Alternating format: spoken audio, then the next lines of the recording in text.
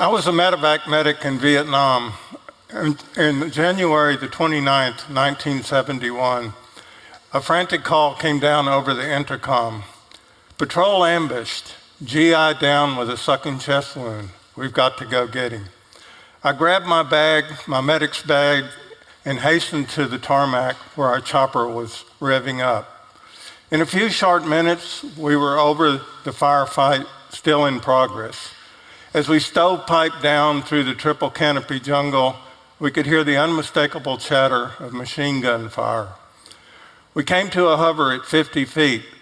Then all hell broke loose. We came under intense machine gun fire.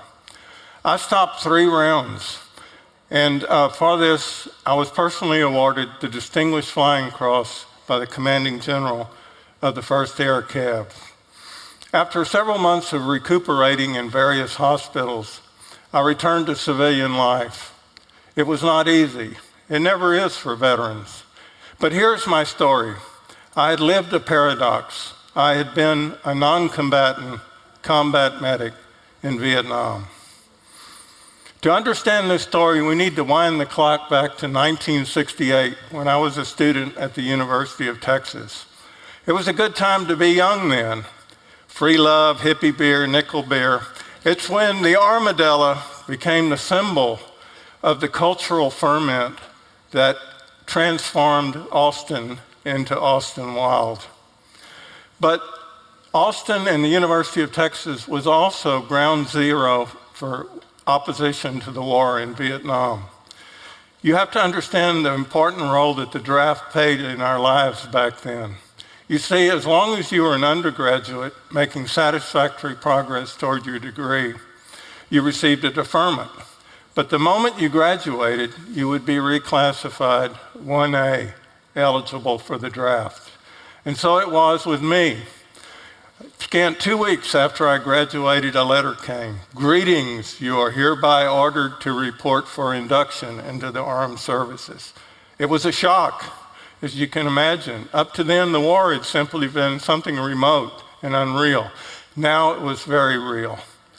I found myself on the horns of a dilemma. What to do? I felt a duty to serve and a duty to conscience. I came from a very rural background, but on the other hand, I'd become firmly opposed to the war. What to do?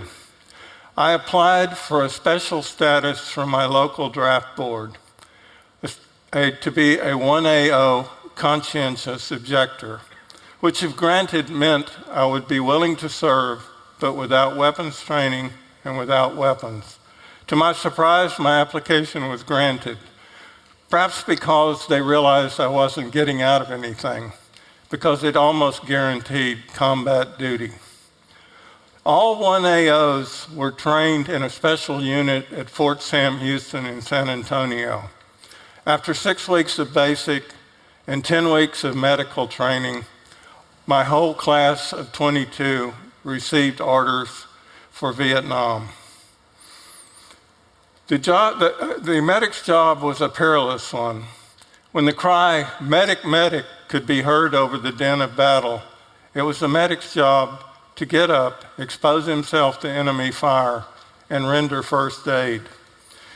Many medics broke under the strain, but for those who survived long enough to hone their skills and to gain confidence in their abilities, they graduated to be seasoned medics. In my tour of duty in Vietnam, I had 3 assignments. First with an artillery battery, then with the infantry unit, and finally with the medevac in the 1st Air Cav. All 3 assignments were dangerous, but at least as a medevac medic, I had a roof over my head, a bed to sleep in, and 3 square meals a day, which was not unimportant in Vietnam. During that tour, my term as a medevac medic, I flew over 50 combat missions, and I received many citations and awards.